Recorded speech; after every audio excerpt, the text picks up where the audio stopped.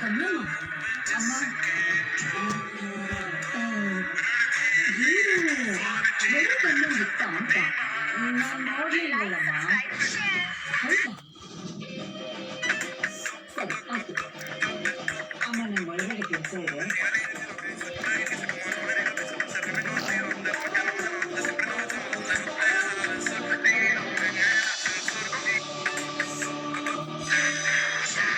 ಅಭಿ ಅಭಿ ಅದರಲ್ಲಿ ಸಿಗ್ನೇಚರ್ ಇದೆ, ಅದೇ ಥರ ಸಿಗ್ನೇಚರ್ನ ಈ ಪೇಪರಲ್ಲಿ ಮಾಡಬೇಕು.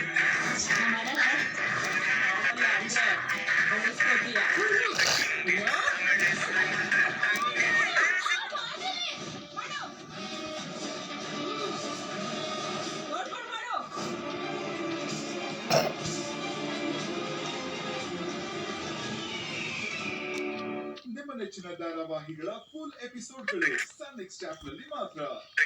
ಸ್ಟ್ರಾಬೆರಿ ಪವರ್ಡ್ ಬೈ ಆಚಿ ಮೆಣಸಿನ ಪುಡಿ. Suryavamsha special partner Viva Legacy fest 100 years 100 days offer. Suryavamsha ಸೂರ್ಯವಂಶ.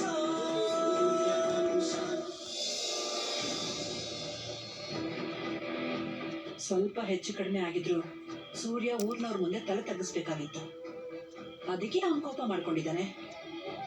ಅತ್ತೆ, ಇದೆಲ್ಲ ಇಷ್ಟು ದೊಡ್ಡ ಮಟ್ಟಕ್ಕೆ ತೊಂದರೆ ಆಗುತ್ತೆ ಅಂತ ನಾನು ಅನ್ಕೊಂಡಿರ್ಲಿಲ್ಲ ಅತ್ತೆ. ಈಗ ತಪ್ಪು ನಡೆದು ಹೋಗಿದೆ. ಸೂರ್ಯ ನನ್ನನ್ನು ಹೆಂಡತಿ ಅಂತ ಒಪ್ಕೊಳ್ದೆ ಹೋದ್ರು ನನಗೆ ಅವನು ಕಂಡನೇ ತಾನೆ. ನಾನು ಅವನಿಗೆ ಆದಷ್ಟು ಹತ್ತಿರ ಆಗೋಕ್ಕೆ ಪ್ರಯತ್ನ ಪಡ್ತಾ ಇದ್ದೆ.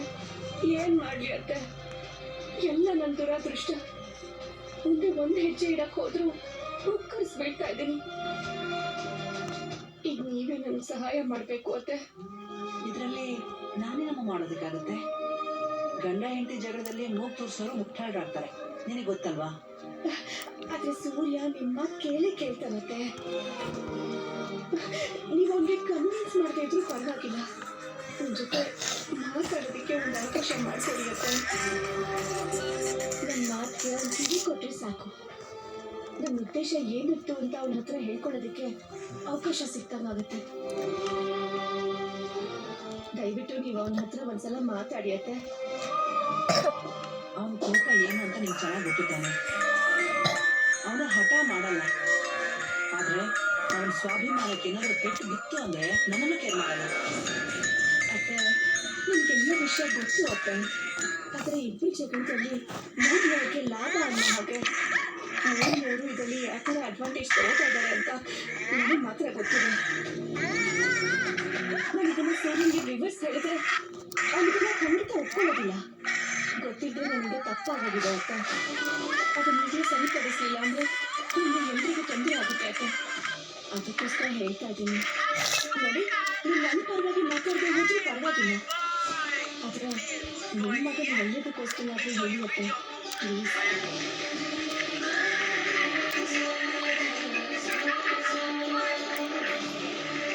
ಆಯ್ತು, ಅವನು ಒಪ್ಕೊನೋ ಬಿಡ್ತಾನೋ ನಾನು ಗ್ಯಾರಂಟಿ ಕೊಡೋದಕ್ಕಾಗೋದಿಲ್ಲ. ಆದರೆ ನನ್ನ ಪ್ರಯತ್ನ ಅಂತ ನಾನು ಮಾಡೇ ಮಾಡ್ತೀನಿ. ತುಂಬ ಥ್ಯಾಂಕ್ಸ್ ಅತ್ತೆ.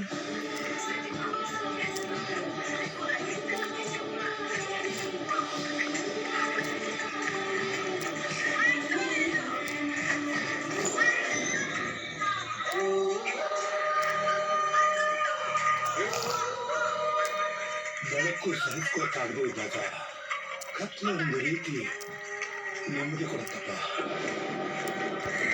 ಈ ಸತ್ಯಮೂರ್ತಿ ಜೀವನದಲ್ಲಿ ಪಡ್ಕೊಂಡಿರೋಕ್ಕಿಂತಲೂ ಕಳ್ಕೊಂಡಿರೋದೇ ಹೆಚ್ಚು ಕಣ.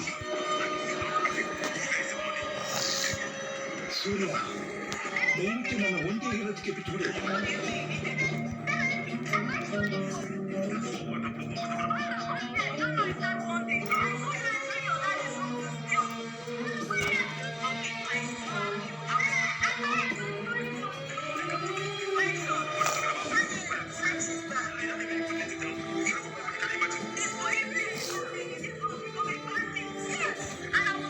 ಸೂರ್ಯ, ಯಾಕೆ ಹೀಗೆ ಮೆಂಟಾಗಿ ಕೊಟ್ಟಿದೀಯಾ?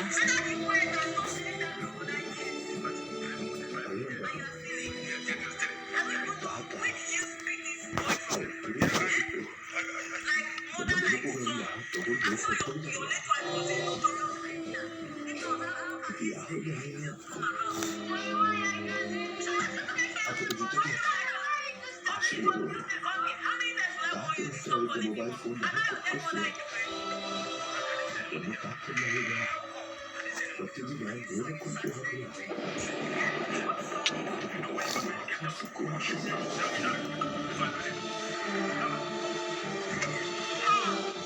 ನೋಡ್ ಸೂರ್ಯ, ಅವ್ರ ಆಶ್ರಮದಿಂದ ಬಂದಾಗ ಹೇಗಿದ್ರು, ಬಂದ್ಮೇಲೆ ಅವ್ರ ಮನಸ್ಥಿತಿ ಹೇಗಿತ್ತು ಅಂತ ನಿನಗೆ ಗೊತ್ತು. ಒಟ್ಟೊಟ್ಟಿಗೆ ಸಮಸ್ಯೆಗಳು ಬಂದರೆ ಅವ್ರ ಮನಸ್ಸು ತಡೆಯುತ್ತೆ. ಇದನ್ನೆಲ್ಲ ನಿಭಾಯಿಸೋ ವಯಸ್ಸು ಅವ್ರದ್ದಲ್ಲ ಕಣ. ಮದುವೆಯಾಗಿ 50 ವರ್ಷ ಸಂಸಾರ ನಡೆಸಿದ್ದಾರೆ. ಅವರಿಗೆ ಅವ್ರ ಹೆಂಡತಿನೇ ದೊಡ್ಡ ಶಕ್ತಿ ಆಗಿದೆ. ಅವರು ಆ ಶಕ್ತಿನ ತಮ್ಮ ಕಣ್ಮುಂದೆನೇ ಕಳ್ಕೊಂಡಿದ್ರು. ಅದಾದ್ಮೇಲೆ ಏನು ನಡೀತು ಅಂತ ನಿಮಗೆ ಗೊತ್ತಲ್ವಾ?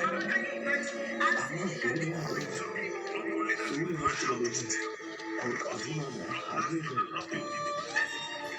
ಅವರು ಸಂಪಾದನೆ ಮಾಡಿದ ಜನರೇ ಅವರಿಂದ ಸಂಪರ್ಕ ಮಾಡಬಾರ್ದು ಅಂತ ಆಶ್ರಮದಲ್ಲಿ ಹೇಳಿದರೆ ಇದಕ್ಕಿಂತ ವಿಪರ್ಯಾಸ ಇನ್ನೊಂದಿರಲಿಲ್ಲ.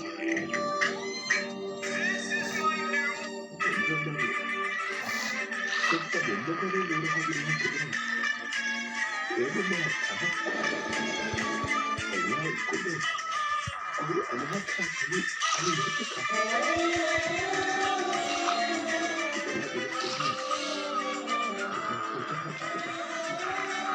ಸೂರ್ಯ, ನಮಗಿಂತ ಆಶ್ರಮದವ್ರಿಗೆ ವಯಸ್ಸಾದವ್ರನ್ನ ಹೇಗೆ ನೋಡ್ಕೋಬೇಕು ಅಂತ ಗೊತ್ತಿರುತ್ತೆ ಕಣ. ಅವರಾಗೆ ನಮ್ಮನ್ನ ದೂರ ಇರಿ ಅಂತ ಹೇಳಿದ್ಮೇಲೆ ದೂರ ಇರೋದು ಒಳ್ಳೇದಲ್ವಾ? ಅದು ಬರೀ ಒಂದು ಆಧ್ಯಾತ್ಮಿಕ ಕೇಂದ್ರ ಅಲ್ಲ ಕಣ. ಅಲ್ಲಿ ಒಳ್ಳೊಳ್ಳೆ ಡಾಕ್ಟರ್ಸ್ ಇದ್ದಾರೆ, ಮನೋತಜ್ಞರಿದ್ದಾರೆ. ನಿಮ್ಮ ತಾತನ್ನ ಎಲ್ಲರೂ ಕ್ಷೇಮವಾಗಿ ನೋಡ್ಕೋತಾರೆ.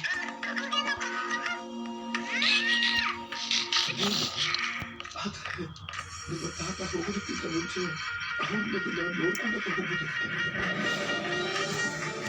ನಿಮ್ಮ ತಾತನಿಗೆ ನಿನ್ನ ಮೇಲೆ ತುಂಬ ಪ್ರೀತಿ ಇದೆ ಕಣ. ಹಾಗೆ ಅವರಿಂದ ನೀನು ತುಂಬ ನೋವು ಅನುಭವಿಸಿದೀಯ ಅನ್ನೋ ಬೇಸರ ಕೂಡ ಅವ್ರಿಗಿದೆ. ಹೌದು ಕಣ. ಅವ್ರು ಈ ವಿಚಾರನ ಸಾಕಷ್ಟು ಸಾರಿ ನನ್ನ ಹತ್ರ ಮಾತಾಡಿದ್ರು. ವರ್ಷಾನ್ಗಟ್ಲೆಯಿಂದ ಬಿಟ್ಟು ಹೋಗಿ ಬಂದಿರೋ ಮೊಮ್ಮಗನಿಗೆ ನಾನೇನೂ ಕೊಡಲಿಲ್ಲ. ಬರೀ ಊರಿನ ಸಮಸ್ಯೆಗಳಿಗೆ ಆಸ್ತಿಯಾಗಿ ಕೊಟ್ಬಿಟ್ಟು ವ್ಯಕ್ತಿಗೆ ಮದುವೆ ಮಾಡಿಸ್ಲಿಲ್ಲ. ಸಂತೋಷವಾಗಿ ಕಾಲ ಕಳೆಯಲಿಲ್ಲ. ಪಾಪ ಹೆಂಡತಿನ ಕಳ್ಕೊಂಡ. ಅವಳು ಬದುಕಿದಳು ಇಲ್ಲ ಅದು ಗೊತ್ತಿಲ್ಲ. ಏನೋ ನೆಮ್ಮದಿಯಾಗಿ ಭಾಗ್ಯವಾದ ಮಗನಾಗಿದ್ದ ಕಾರಣ ನನ್ನ ಕರ್ಕೊಂಡು ಬಂದು ಸೂರ್ಯನನ್ನ ಮಾಡಿ ತುಂಬ ಹಿಂಸೆ ಕೊಟ್ಟರು. ನಿಜ ಹೇಳ್ತೀನಿ ಭಾಗ್ಯಮ್ಮನವರು, ಕರ್ಣ ಆಗಿದ್ದಾಗಲೇ ಸುಖವಾಗಿದ್ದ ಅಲ್ವಾ? ತುಂಬ ಈ ರೀತಿ ಎಲ್ಲ ಹೇಳಿ ಇದನ್ನೆಲ್ಲ ಬಿಟ್ಟು ಹೋಗಿದ್ದಾರೆ ಅಂದರೆ ಎಲ್ಲ ನಮಗೆ ಹಿಡ್ಕೊಂಡು ಹೋಗಿದ್ದಾರೆ ಅಂತ ಅಲ್ವಾ?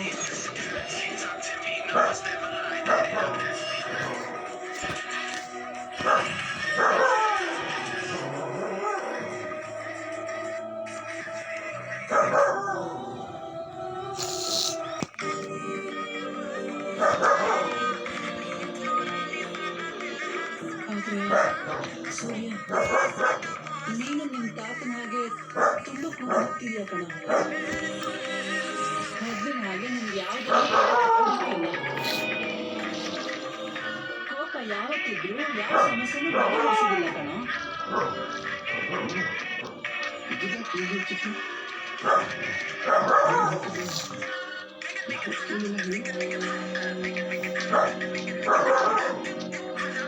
ಸೂರ್ಯ, ನೀನ್ ತಿಳ್ಕೊಂಡ ಹಾಗೆ ಸುರಭಿ ಇದ್ದಾಳೆ ಅನ್ನೋದೇಗಿತ್ತು. ಇದೊಂದು ವಿಚಾರ ಇದ್ದು ಬೇರೆ ಏನಾದರೂ ನನಗೆ ಅವ್ರ ವಿಚಾರವಾಗಿ ಏನು ತಿಳ್ಕೊಳ್ಳೋ ಆಸಕ್ತಿ ಇಲ್ಲ. ಅಲ್ಲ ಕಣ, ಈ ಕಡ್ಡಿ ತುಂಬ ಮೊದಲೇ ಬಂದಿದ್ದೀನಿ.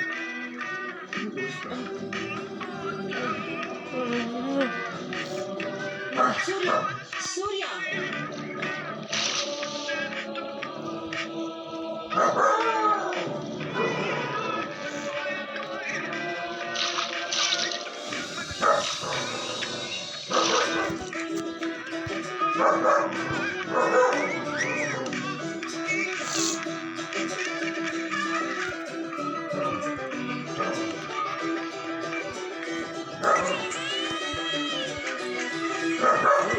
ನಿನ್ನಷ್ಟಕ್ಕೆ ಬಿಸಿ ಆಗಿದ್ರೆ ನಿಮ್ಗೆ ಯಾರಿಗೂ ಪದ್ಮಿನಿ ಶ್ರೀಮಂತದ ಬಗ್ಗೆ ಯೋಚನೆ ಇಲ್ವಾ?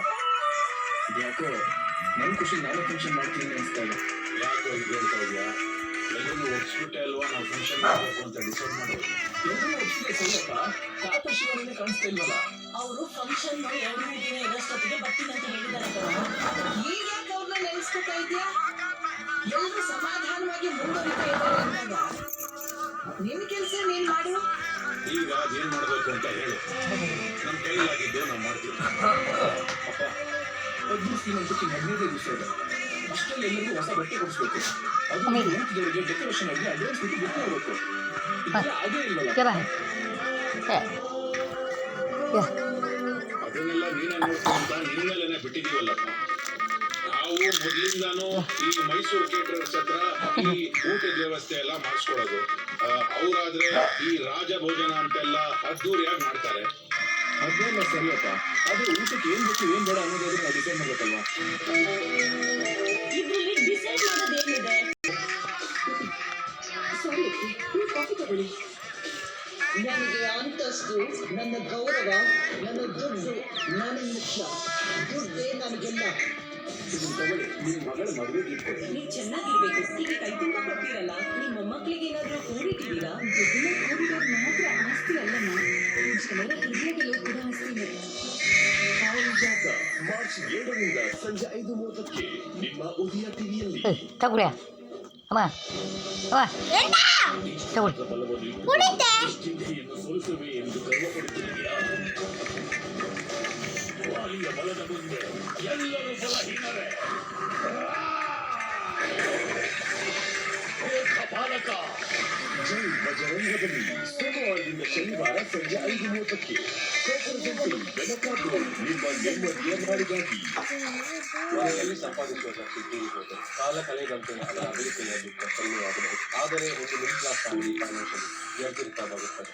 ಪರಿವಾರಕ್ಕಾಗಿ ನಿಮ್ಮ ಖರ್ಚನ್ನು ಪಾಲಿಸಿ ಬಜಾರ್ನಲ್ಲಿ ಟೂತ್ ರೋಡ್ ಫರ್ನಿಚರಲ್ಲಿ ಮಾಡಿಸಿ ತಿಂಗಳಿಗೆ ಕೇವಲ 700 ರೂಪಾಯಿಗಳ ಖರ್ಚು ಪಡೆಯಿರಿ. ಅಯ್ಯೋ, ಹಾಕಿತ್ತ? ಶರತ್ತುಗಳು ಅನ್ವಯ. ಮೊದಲೆಲ್ಲ ಐಸ್ ಕ್ರೀಮ್ ತಿನ್ನುವಾಗ ಹಲ್ಲಗೆ ಚೂ ಅಂತ ಆಗ್ತಾ ಇತ್ತು. ಡೆಂಟಿಸ್ಟ್ ಹತ್ರ ಹೋದ್ಮೇಲೆ ಅವ್ರು ಹೇಳಿದ್ರು ಅಲ್ಲಿನ ಮೇಲಿನ ಪತ್ರ ಸೌದೋದ್ಮೇಲೆ ನರಗಳಿಂದ ಜುಮ್ ಜುಮ್ ಆಗುತ್ತೆ.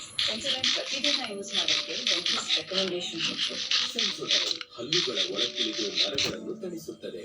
Sensodyne works.